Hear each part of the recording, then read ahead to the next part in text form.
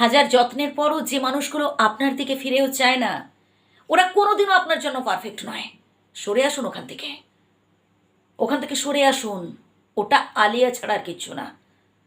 এর থেকে ভালো নিজেকে গুরুত্ব দিন, নিজেকে বোঝার চেষ্টা করুন। যত বেশি আপনি নিজেকে বুঝতে পারবেন, যত বেশি আপনি নিজেকে ভালোবাসতে পারবেন, তত বেশি আপনি সামনের দিকে এগোতে পারবেন, তত বেশি আপনি সফলতার দিকে এগোতে পারবেন। এই পৃথিবীতে যত জীব রয়েছে তার মধ্যে সব থেকে বেঈমানকে জানেন? সব থেকে বেঈমান হচ্ছে মানুষ। একটা কুকুরকে আপনি 10 দিন খাইয়ে দেখবেন, সারা জীবন সে আপনার কাছে অনুগত হয়ে আছে আপনার ঋণ শোধ করার জন্য, প্রিয় বন্ধু। কিন্তু একটা মানুষ 10 দিন কি 10 বছর খাইয়ে দেখবেন, যেই আপনার সামর্থ্য থাকবে না যে আপনি হাতটা গুটিয়ে নেবেন, আপনি হয়ে যাবেন তার কাছে সব থেকে খারাপ মানুষ। ঘেন্না করতে শুরু করবে সে আপনাকে, আপনার বদনাম করবে, আপনার নিন্দা করবে। আপনি যে এত সাহায্য করেছেন না, ভুলে যাবে, পাশ দিয়ে চলে যাবে, আপনার দিকে ফিরেও তাকাবে না।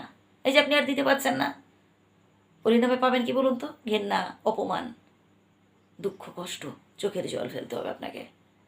তাই বিশ্বাস করতে যাবেন না মানুষকে, অতিরিক্ত বিশ্বাস করবেন না। অনেকে আছেন না, অন্ধ বিশ্বাস করে ফেলেন, অতিরিক্ত ভরসা করে ফেলেন। না প্রিয় বন্ধু, ভরসা করুন না স্বয়ং বিধাতার ওপর, বিশ্বাস করুন নিজের কর্মের ওপর, আর বিশ্বাস করুন স্বয়ং মানুষকে নয়। মানুষ বড্ড বেইমান, মানুষ ভীষণ স্বার্থপর। আবার আমরা অনেকেই আছি অপরের ডেভেলপ দেখে, মানে কেউ হয়তো উন্নতি করেছে, ভালো কিছু অ্যাচিভ করেছে, তাকে দেখে আমরা হিংসে করতে থাকি।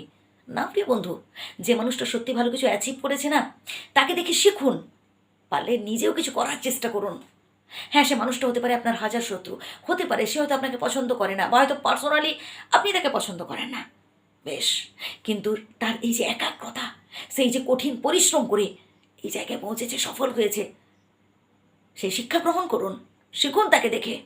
নিজের জীবনটা এইভাবেই ধীরে ধীরে চেঞ্জ করুন। অযথা আলেয়ার পেছনে না ছুটে বাস্তবটাকে বোঝার চেষ্টা করুন।